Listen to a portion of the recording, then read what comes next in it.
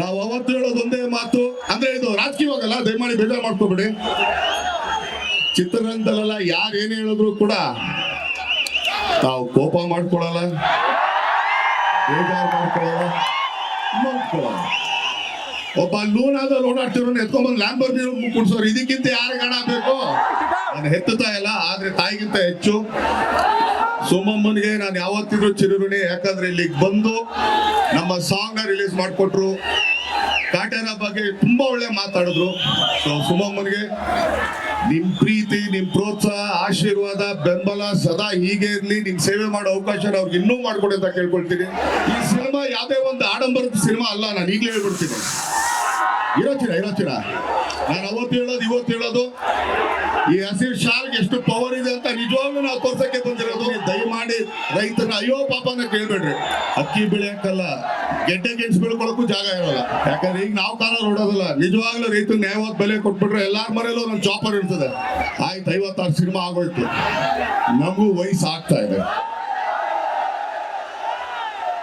ಹೌದು, ಒಪ್ಕೊಳ್ಳೋಣ.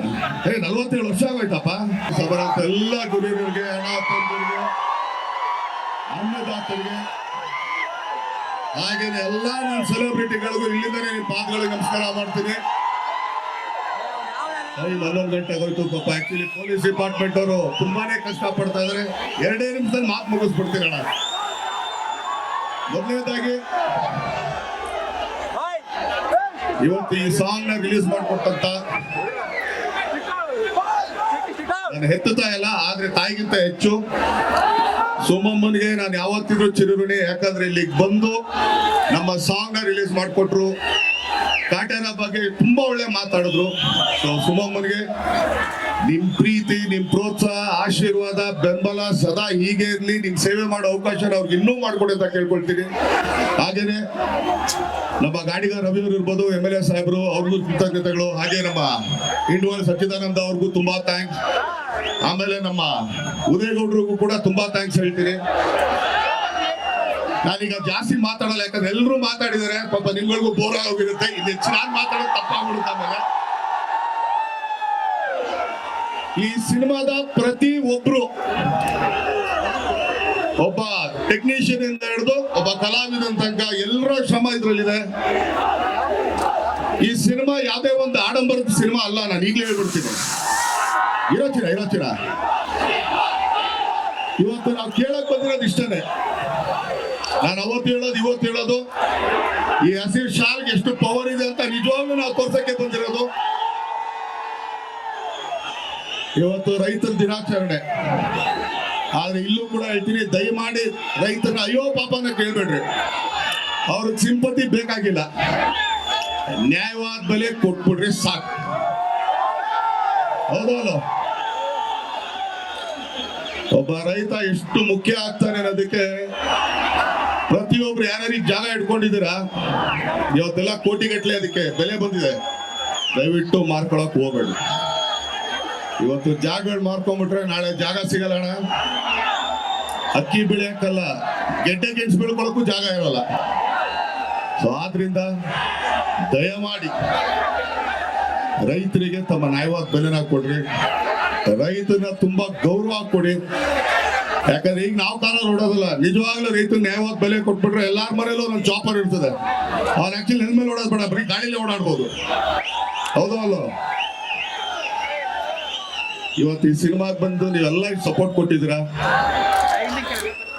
ಆಯ್ತು, 56 ಸಿನಿಮಾ ಆಗೋಯ್ತು, ನಮಗೂ ವಯಸ್ಸು ಆಗ್ತಾ ಇದೆ.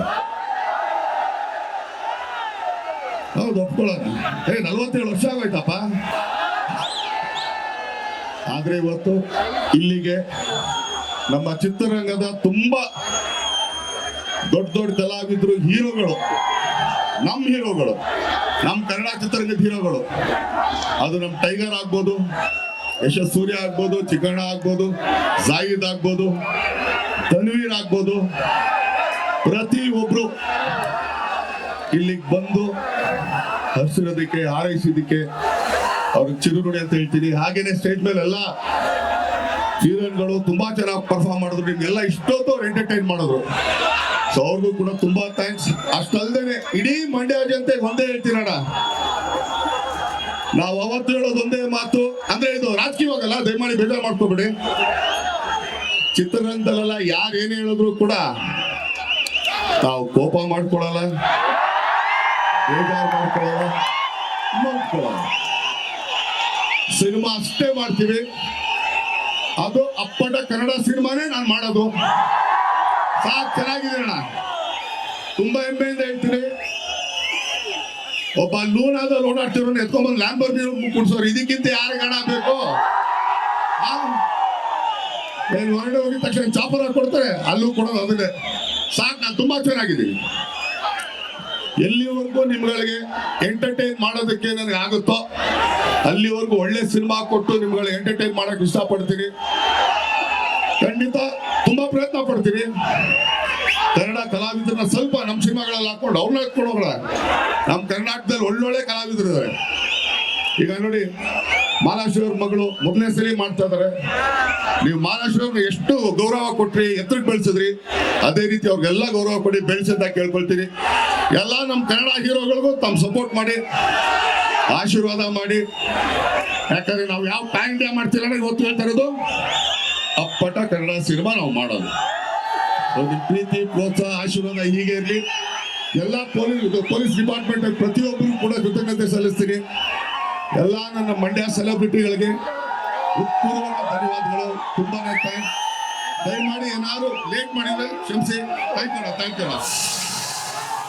ಹೆಚ್ಚಿನ ವಿಡಿಯೋಗಳಿಗೆ ಪ್ರತಿಧ್ವನಿ ಯೂಟ್ಯೂಬ್ ಚಾನೆಲ್ ಸಬ್ಸ್ಕ್ರೈಬ್ ಮಾಡಿ, ಬೆಲ್ ಐಕಾನ್ ಕ್ಲಿಕ್ ಮಾಡಿ.